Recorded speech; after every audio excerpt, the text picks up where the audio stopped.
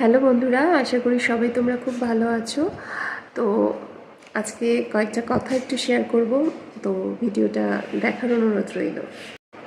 ইদানিং একটু বাড়ি দেরি করে ফিরলে অনেকের কাছ থেকে অনেক মন্তব্য শুনতে হচ্ছে। আশা করি আমার মতো যারা ওয়ার্কিং মহিলারা আছেন, তো তাদেরকেও হয়তো কম বেশি এরকম কিছু মন্তব্য শুনতে হয়। এই মন্তব্যটা আজকাল বেশি শুনছি, সেটা হলো এত রাত করে কি করে বাইরে, এত রাত করে কেন বাড়ি ফিরতে, কি হবে এইসব কাজকর্ম করে, তো ছেড়ে দিলেই তো পারে বাড়িতে। বাইরে যা যা প্রবলেম হচ্ছে আজকাল, যা যা চলছে, তো কাজকর্ম সব ছেড়ে দিয়ে বাড়িতে থাকতেই তো পারে, কি দরকার এত কাজ করার। তো যারা এই ধরনের কথা বলছেন আমাকে বা আমার মতন হয়তো অনেকে যারা ওয়ার্কিং মহিলা আছেন তাদেরকে হয়তো শুনতে হয়, তো তাদের উদ্দেশ্যে একটা ছোট্ট কথা বলি। সেটা হলো, আপনি বা আপনার বাড়িতে যে পুত্র সন্তানটি আছে না, তার মন মানসিকতা একটু, চিন্তাভাবনাটা একটু পরিবর্তন করান।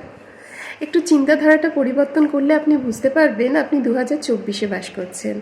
আর 2024-এ জানেন তো, ছেলে মেয়ে সবাই একইভাবে কাঁধে কাঁধ মিলিয়ে কাজ করে। সুতরাং 10টা 11টা কোনো সমস্যা নয়, সমস্যাটা হলো মানুষের মানসিকতার। একটু মানসিকতাটা পরিবর্তন করুন। যে পুত্র সন্তানটিকে আপনি জন্ম দিয়েছেন, যাকে মানুষ করছেন, তার মানসিকতাটা যদি এখন থেকে পরিবর্তন হয় না, তাহলে সে বড় হয়ে একজন মহিলাকে ঠিকমতো সম্মান করতে পারবে এবং দেখবেন সে অনেক সুন্দর মানুষ হচ্ছে।